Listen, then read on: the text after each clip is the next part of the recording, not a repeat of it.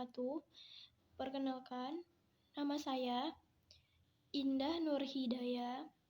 Saya berasal dari Universitas Islam Negeri Sultan Syarif Kasim Riau.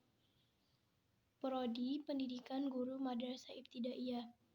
Fakultas Tarbiyah dan Keguruan semester 3. Baiklah, di sini saya akan membuat satu video yang menyimpulkan tentang materi yang telah kami pelajari dari bab 1 sampai bab 6. Demikian, selamat menyaksikan. Saya akan menjelaskan materi yang pertama. Materi yang pertama yaitu konsep estetika. 1. Pengertian estetika. Jadi, estetika itu merupakan suatu istilah yang muncul sekitar tahun 1750 yang ditemukan oleh seorang filsuf minor. Istilah tersebut dipergunakan dari bahasa Yunani kuno, yaitu aisteton, yang artinya kemampuan melihat sesuatu melalui penginderaan.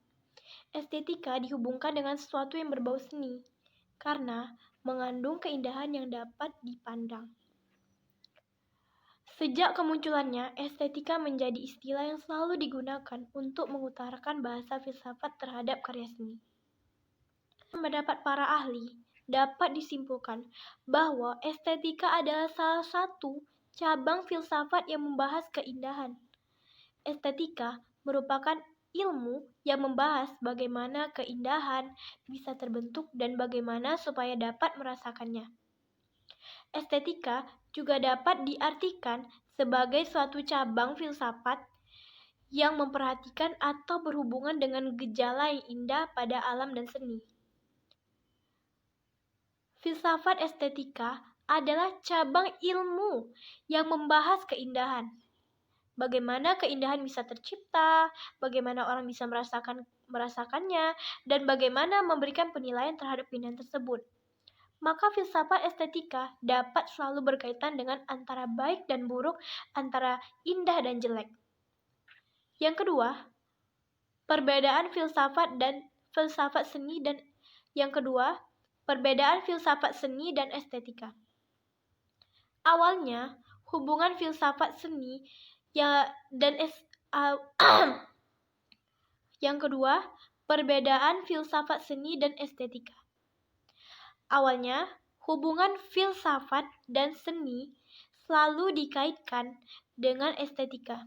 Hal itu terdengar masuk akal bagi nalar kita, karena estetika adalah filsafat yang mempertanyakan keindahan. Estetika mempersoalkan hakikat keindahan alam dan karya seni, sementara filsafat seni mempersoalkan hanya karya seni atau definisi seni itu sendiri. Jadi, boleh dikatakan perbedaan yang paling signifikan dari estetika dan filsafat seni adalah objek materialnya. Yang ketiga, yaitu cabang-cabang seni. Semakin berkembangnya sebuah zaman, maka semakin besar pula pemahaman manusia tentang hal seni. Dalam hal tersebut pula yang membuat banyak sekali seni-seni baru yang lahir, terutama di masyarakat ahli yang bernama Oswald Kuppel, membagi cabang-cabang seni sebagai berikut. Yang pertama yaitu seni penglihatan. Pada seni penglihatan digunakan indera penglihat untuk menikmati seni. Seni penglihatan pun terbagi menjadi 3 seni. Yang pertama seni 3 dimensi, seni 2 dimensi, seni integral. Yang kedua, seni pendengaran. Seni ini bisa dinikmati dengan indera pendengaran. Seni ini pun dibagi menjadi 3, yaitu seni nada, seni kata, dan seni interal. Yang ketiga, penglihatan dan pendengaran atau audio visual art. Pada seni ini digunakan indera penglihatan dan pendengaran untuk menikmati seni. Pendengaran dibagi menjadi 3. Yang pertama seni gerak dan nada, yaitu tarian. Yang kedua seni gerak dan seni gerak, kata, dan pemandangan, yaitu drama. Yang ketiga, seni gerak, kata, pemandangan, dan nada, yaitu opera.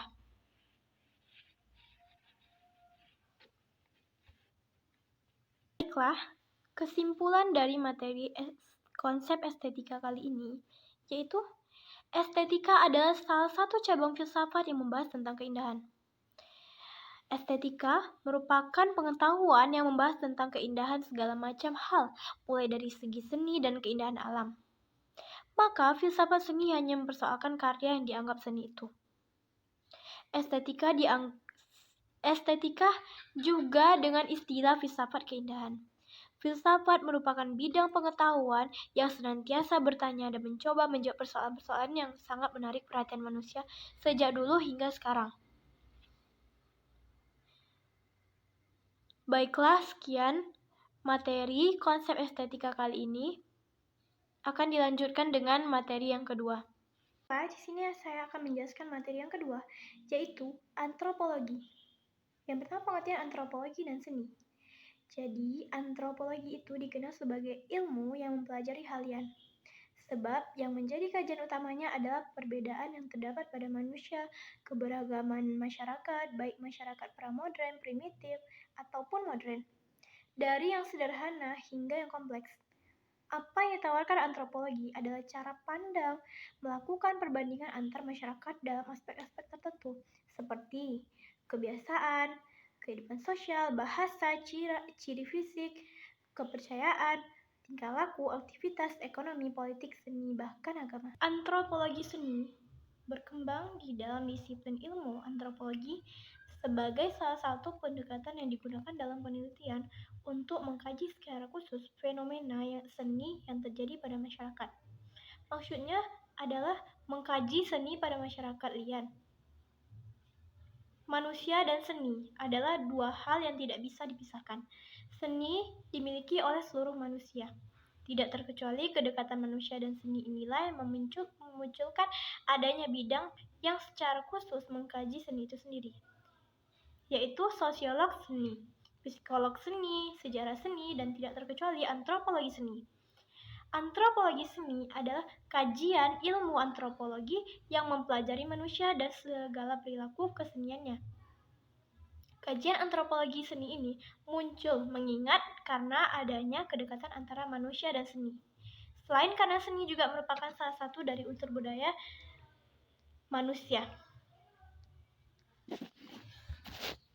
Unsur antropologi seni. Yang pertama, unsur benda seni merupakan bagian dari utama dari estetika yang meliputi persoalan pembentukan dan indah atau tidaknya karya tersebut.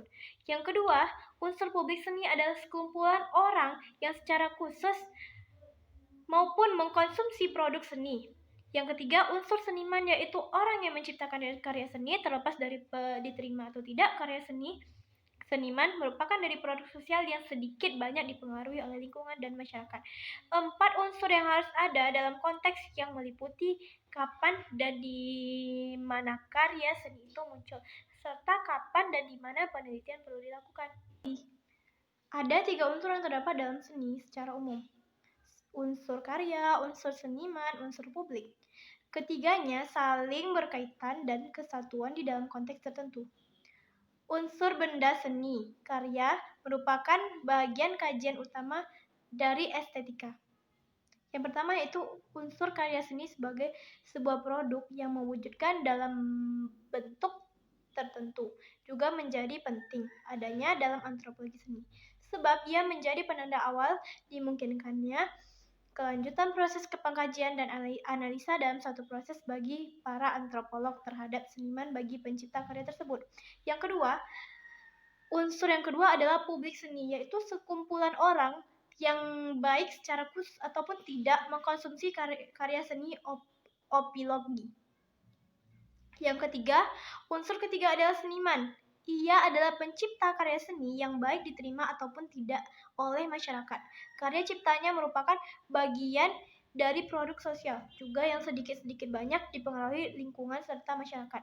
Ketiga unsur seni tersebut merupakan unsur yang penting yang menjadi perhatian antropolog dalam penelitiannya. Hanya saja perbandingan tentu berbeda-beda, bergantung pada tujuan dan kepentingan penelitian dan dalam penelitian. Antropologi adalah salah satu studi ilmu yang mempelajari tentang manusia, baik dari segi budaya, perilaku, keanekaragaman, dan sebagainya. Objek dari antropologi adalah manusia dalam masyarakat, suku bangsa, kebudayaan, dan perilaku. Manfaat dari antropologi seni: mengetahui pola perilaku manusia dalam kehidupan bermasyarakat secara universal maupun pola perilaku manusia pada tiap-tiap masyarakat, suku bangsa. Mengetahui kedudukan dan peran harus dilakukan sesuai dengan harapan warga masyarakat dari kedudukan yang sedang disandang. Memperluas wawasan tentang pergaulan umat manusia di seluruh dunia yang mempunyai kekhususan sesuai dengan karakteristik daerah sehingga menimbulkan toleransi yang tinggi. Mungkin ini sekian materi yang kedua, akan dilanjutkan dengan materi yang ketiga, yaitu seni drama. Pengertian drama. Drama adalah sebuah genre sastra yang penampilan fisiknya memperlihatkan secara verbal adanya dialog atau percakapan antara tokoh-tokoh yang ada. Dalam pertunjukan drama, yang paling penting adalah dialog atau percakapan tersebut di atas panggung, karena dialog tersebut dapat menentukan isi dari cerita yang sedang dipertunjukkan. Dari pendapat tersebut, disimpulkan bahwa drama menggambarkan suatu perbuatan yang dilakukan oleh para tokoh-tokoh sesuai dengan cerita yang ada dalam pertunjukan.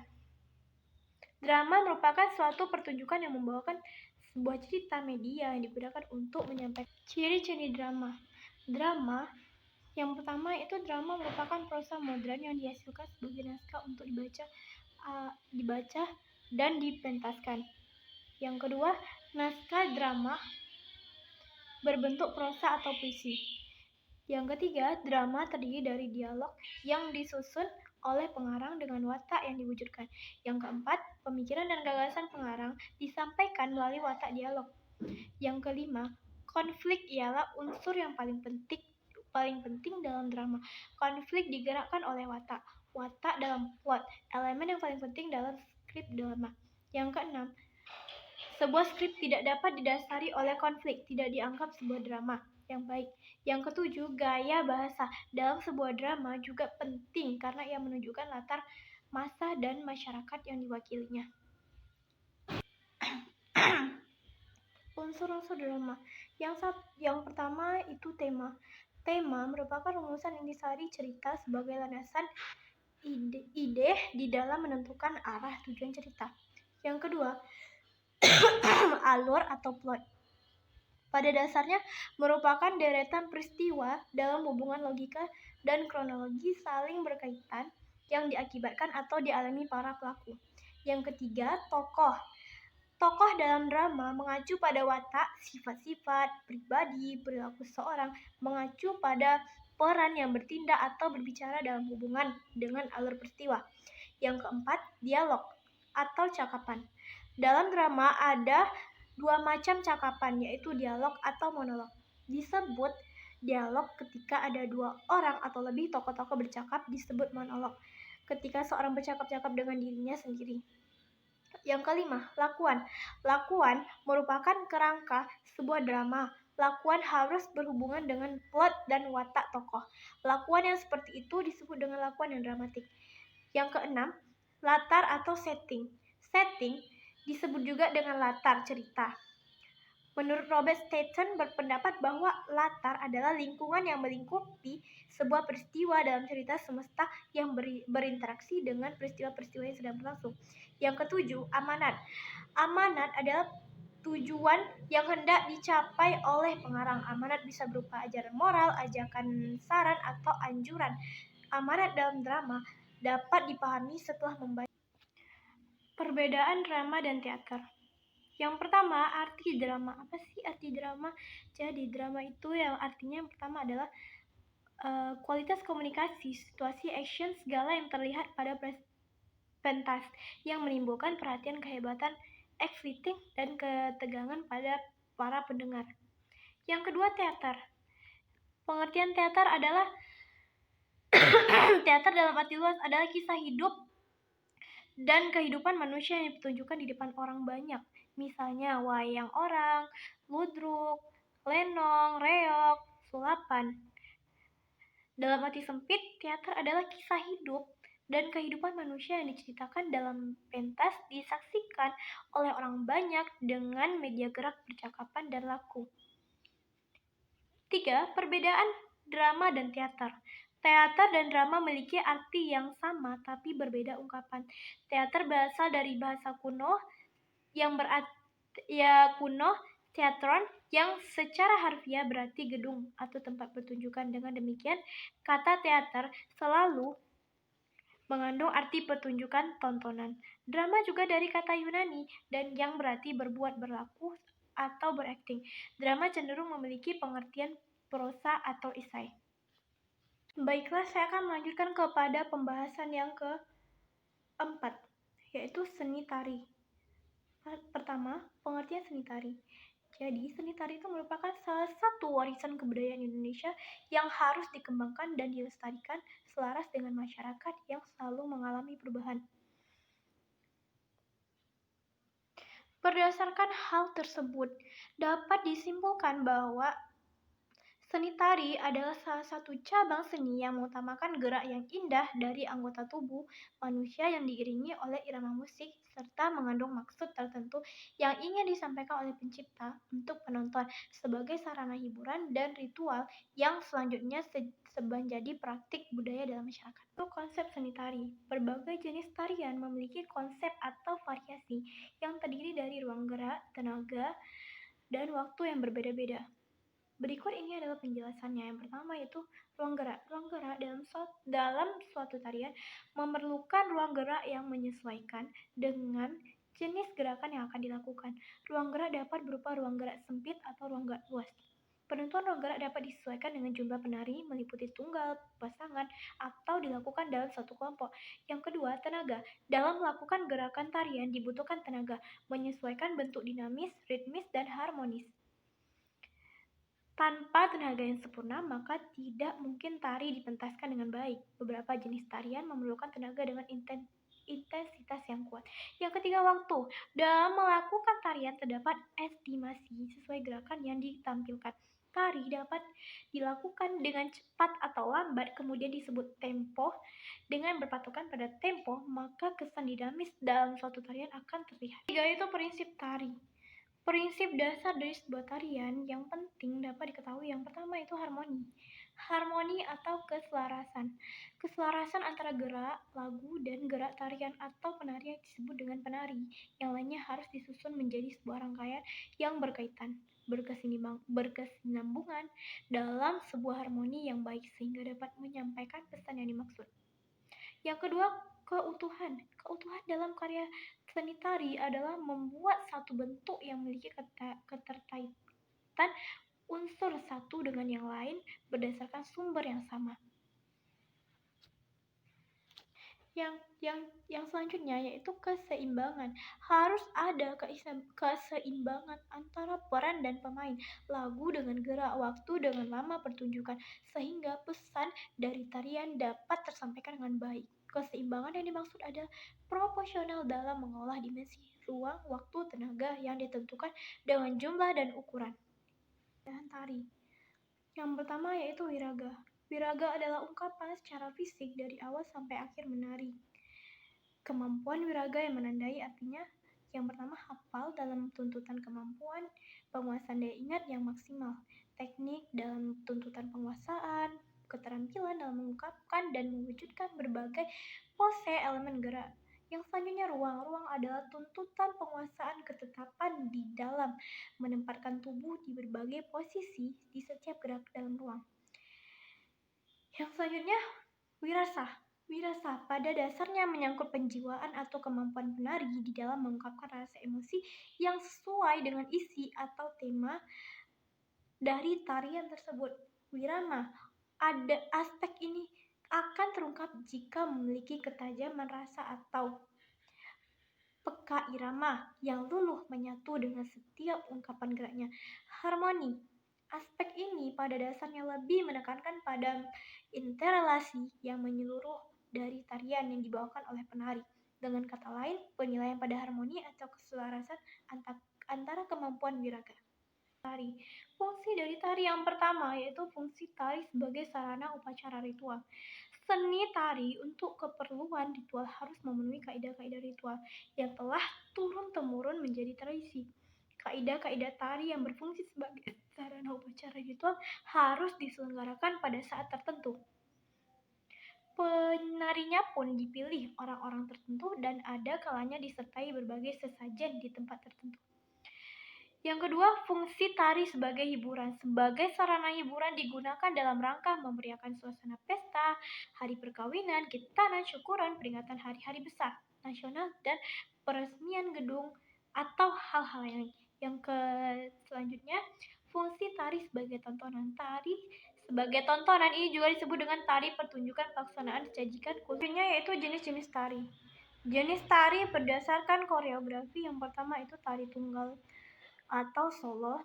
Tari tunggal atau tari solo merupakan jenis tari yang diperagakan oleh satu penari, baik laki-laki maupun perempuan. Contoh dari jenis tari tunggal di Indonesia adalah tari golek dari Jawa Tengah. Yang kedua, tari berpasangan. Tari berpasangan atau tari duet adalah jenis tari yang diperagakan oleh dua orang secara berpasangan. Yang ketiga, tari kelompok. Tari kelompok atau grup merupakan jenis tari yang diperagakan lebih dari dua orang atau secara berkelompok. Yang keempat, tari kolosal. Tari kolosal adalah tari yang dilakukan secara massal lebih dari banyak kelompok atau biasanya dilakukan oleh setiap suku bangsa. Baiklah, materi yang kelima yaitu adalah seni musik. Yang pertama itu pengertian seni musik. Seni musik adalah suatu cabang seni yang menggunakan musik sebagai sarana untuk mengungkapkan ekspresi pembuatnya. Sedangkan musik adalah seni yang menggunakan suara yang disusun sedemikian rupa sehingga mengandung irama, lagu, dan keharmonisan, terutama yang dihasilkan dari alat-alat yang dapat menghasilkan irama. Musik lebih dalam kepemahaman seni musik dasar. Pertama yang harus kita ketahui adalah unsur-unsur seni musik sendiri. Yang pertama yaitu melodi. Melodi adalah suatu kesatuan frase yang terdiri dari nada-nada dengan urutan interval dan tinggi rendah nada. Yang kedua itu irama.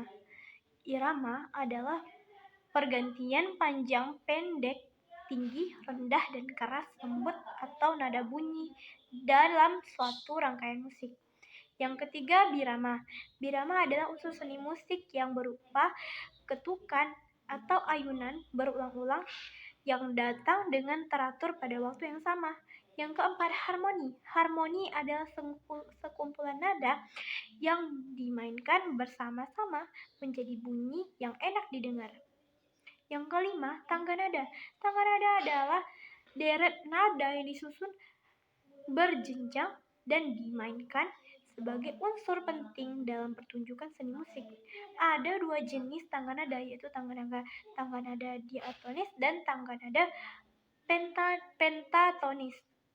Konsep seni musik. Konsep seni musik yang pertama yaitu adalah suara. Jadi, suara adalah bunyi yang dikeluarkan dari mulut manusia dan alat-alat.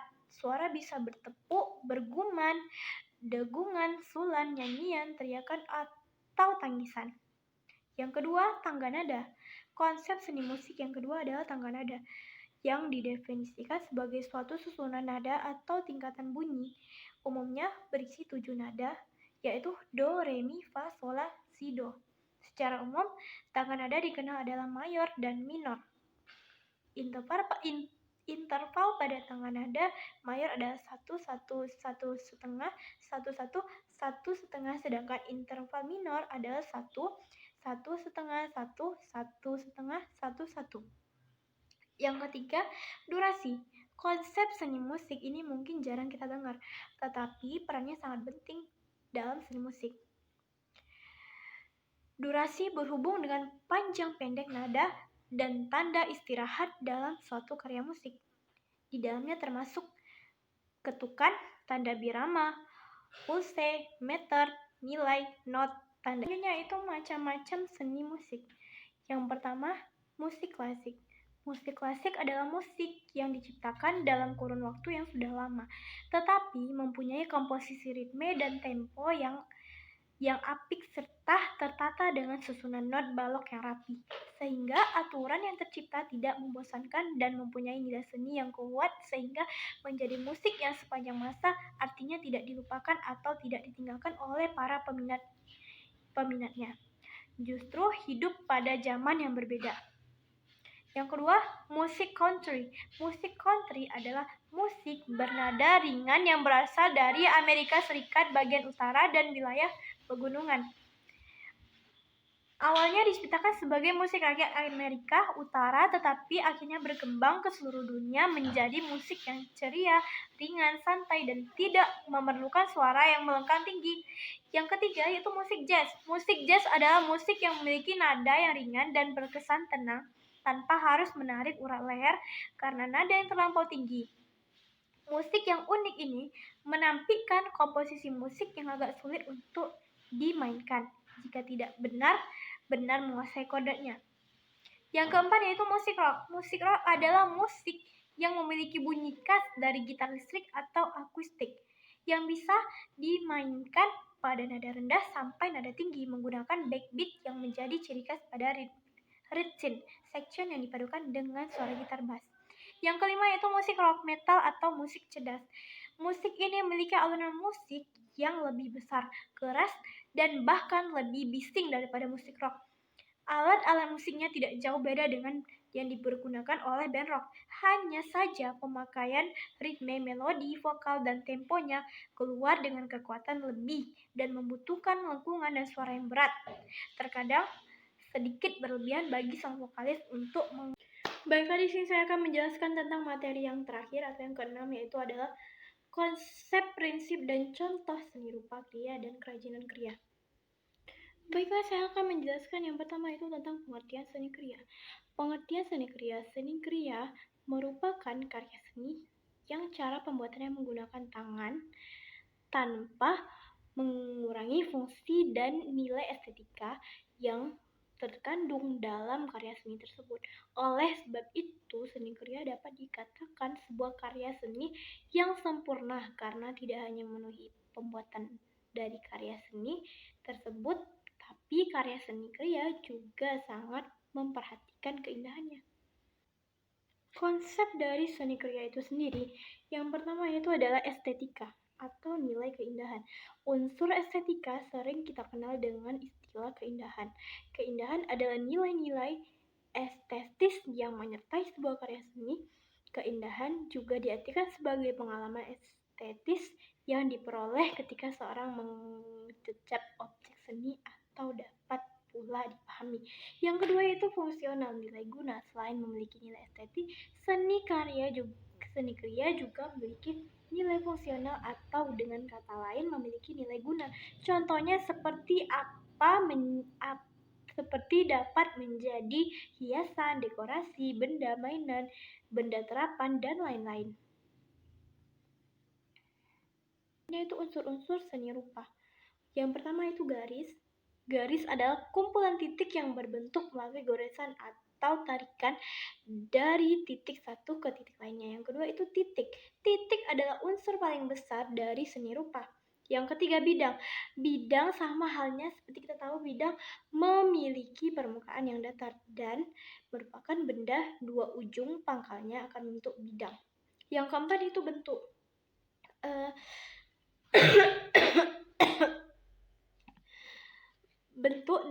Bentuk yaitu gabungan dari unsur bidang akan menciptakan bentuk.